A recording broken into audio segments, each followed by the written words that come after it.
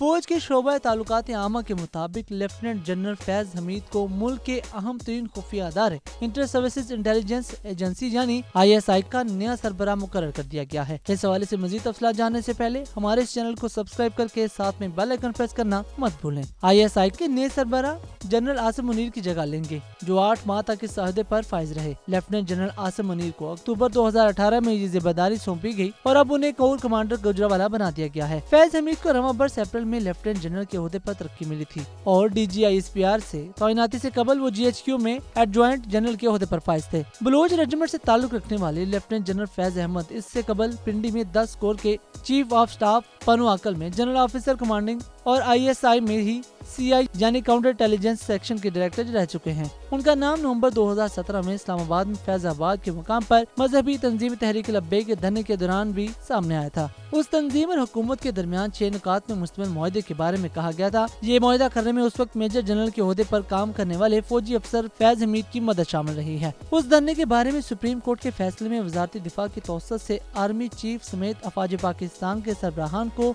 हुक्म दिया गया था कि वो अपने आन मातहत अहलकारों के खिलाफ सख्त कार्रवाई करें जिन्होंने अपने खल्फ के खिलाफ वर्जी करते हुए सियासी अमूर में मुदाखलत की। दिलचस्प अमर ये है कि ये फैसला उन्हीं जस्टिस काजी फायज ईसा ने तहरीर किया था जिनके खिलाफ आजकल सुप्रीम जुडिशल काउंसिल में सदर की जानिब से भेजे गए रेफरेंस की समाअत हो रही है। लेफ्टिनेंट जनरल फैज हमीद को रवां बरस यौम पाकिस्तान के मौके पर सदर पाकिस्तान से हिलाल इम्तियाजी मिलिट्री के एजाज से भी नवाजा गया, जिसके बाद सोशल मीडिया पर इस मामले पर सवाल उठे थे कि कैसे फौजी अफसर को कैसे एजाज से नवाजा जा सकता है जो मुबैना तौर पर सियासी मामलात में मुलव्वस रहे हों। DGISI कितना ताकतवर शख्स है। मुबस्सिरीन के मुताबिक ISI सियासी और अस्करी दोनों सतह पर काम करती है और अपना इनपुट देती है। ISI के साबिक DG lieutenant general retired Javed Ashraf Qazi के मुताबिक ISI का डायरेक्टर जनरल अपने इदारे की हद तक बहुत ताकतवर होता है। DGISI अपने इदारे के अंदर लोगों को रख सकता है, निकाल सकता है, वापस फौज में भेज सकता है, पोस्ट आउट कर सकता है। लेकिन जहाँ तक अदारे से बाहर का ताल्लुक है तो ISI के सरबराह की ताकत का इन्हिसार उनके वजीर आजम और आर्मी चीफ के साथ ताल्लुक पर है। उनके मुताबिक वजीर आजम उन्हें ओहदे से हटा सकते हैं और फौज के अंदर ताकतवर तो फौज का सरबराह ही होता है।